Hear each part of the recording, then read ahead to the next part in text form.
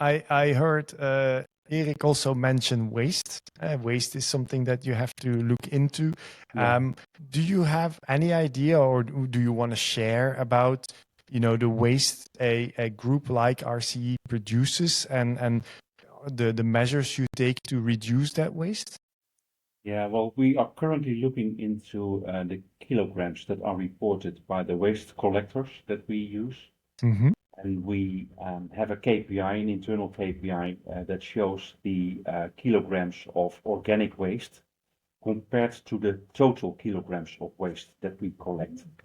So this gives a direction, and this is now more or less around 25%. I'm still not sure if this is the right KPI, by the way. An alternative would be that you measure the kilograms of organic waste per 1,000 guests, for example. Because I think also the total kilograms of waste could change over time, because you will have less waste in total as well. But this is the way we currently look at it. And you see differences per formula as well. So Lucia has more waste from a percentage point of view than Happy Italy, for example. Yeah. And do you see that declining or growing still within, maybe not so much in RCE, but it's a general thing. Like, do you see this? Is this? Are we wasting more as human beings going to restaurants, or are we more, let's say, understanding and try to eat our plate, let's say, basically, because sometimes we just don't control it? I think it's a bit wishful thinking, maybe, but I do feel it might be a bit less than we did. I agree on that. Yeah, but I don't have the hard, solid numbers to prove. That is what exactly I would like to add. I'm keen to say it from a more general view, but I don't have the data to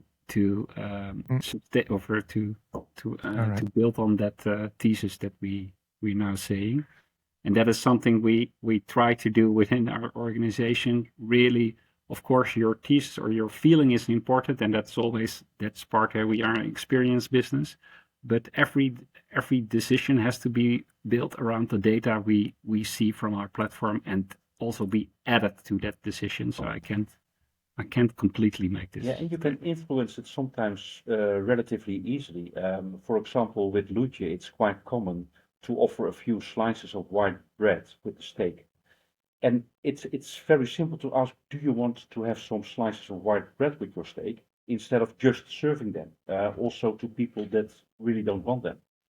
Or we offer doggy bags with Happy Italy. So if there are some leftovers from pizza or pasta, people are happy to take it home. And it's just those small things that will help, absolutely.